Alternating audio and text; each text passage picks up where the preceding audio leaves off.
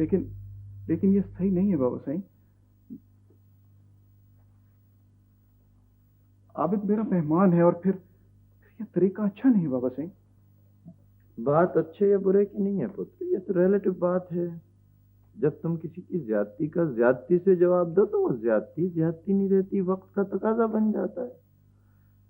जो तुमसे जैसा सलूक करे ना पुत्र, उसको वैसे ही जवाब दो। लेकिन बाबा साहब, आबिद ने हमारा आपका क्या बिगाड़ा है? बात बनाने या बिगाड़ने की तो नहीं है पुत्र। अहमद अली ने हमें धोखा दिया है तो उसकी सजा तो उसे मिलेगी, और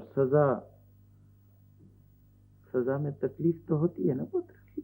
लेकिन बाबा साहब, देखो पुत्र, कुदरत के कुछ अपने असूल होते हैं पुत्र। और ये देखो पुत्र, ये शेर है ना, कुदरत ने इसे ताकत दी है, इसके पंजों में सलीका दिया है शिकार पर झपटने का, शिकार की गर्दन तोड़ने का तरीका दिया है। अगर ये बात ऐसी ना हो तो शेर शेर ना रहे, बकरी बन जाए पुत्र। लेकिन बाबा साहब, देखो पुत्र, देखो, दलीलों में नहीं पड़ते, दिल में वसवसों को जगह नहीं देते, पकड़ मजबूत नहीं रहती। तो क्या अगर अहमद अली ने आपके मुतालबात न माने तो आप सचमुच? नहीं बाबा साहब, नहीं। जब मैं तुम्हारी उम्र का था ना पुत्र, तो मुझे भी कुछ बातें अच्छी नहीं लगती थी, पर आहिस्ता आहिस्ता जिंदगी के तजुर्बों ने मुझे सिखाया कि कुछ बंदे चले जाने से दुनिया खाली नहीं होती। 2-4 बार ये तमाशा देखोगे तो तुम्हारी भी आदत हो जाएगी पुत्र।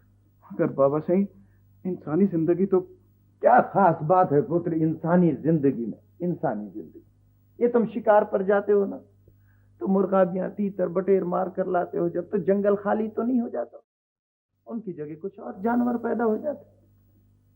यार क्या कह रहे हैं बाबा साहब? इतना पढ़ने लिखने के बावजूद अगर हम लोग, ये सरासर जुल्म है बाबा साहब। देखो पुत्र, जो सर अपनी दस्तार की हिफाजत नहीं करता ना, तो दस्तार भी उसकी हिफाजत नहीं करती।